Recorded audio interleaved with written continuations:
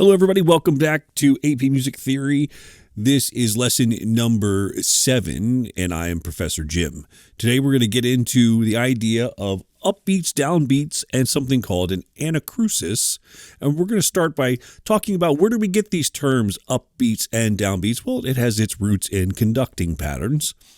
Here you're looking at the conducting patterns for 2/4, 3/4, and 4/4.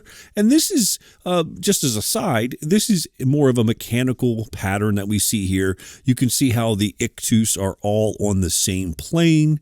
There's very little curvy motions to this. There's not a lot of rubato, legato-y type of motion. You would see patterns like this typically in places like marching bands or drum corps where musicians are several yards away from the conductor. So picking up that ictus, it's important for that plane, that ictus to be on that same plane the whole time.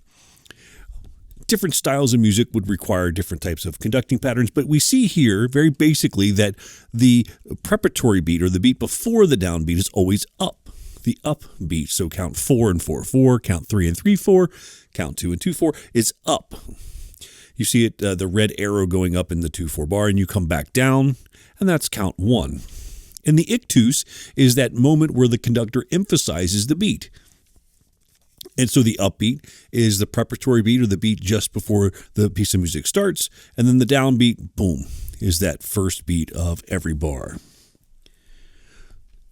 But sometimes when we have a piece of music, we notice that the first beat is not always on beat 1, or the first note is not always on beat 1.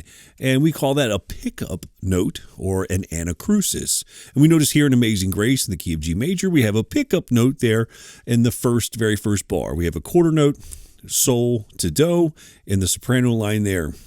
And it's only one count. We're allotted 3 because we're in 3/4 time, but we're missing 2 beats. But if you go all the way to the end of the piece, we see that down there at the bottom, there's a half note here, and that half note makes up all the missing beats from the very first bar. So if you were in 4/4 time and you started with a dotted half note as a quote-unquote pickup note, you could only put a 1-count note at the last bar of that piece.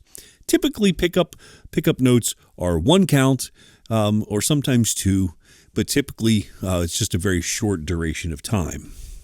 Don't get that confused with this. This is a version of Amazing Grace in 3/4 again, in the key of C, and we still have a sol to do, or 5th scale degree to 1st scale degree motion as the melody dictates. But notice how the piece starts with 2 quarter rests. This is not an anacrusis. This is not a pickup note.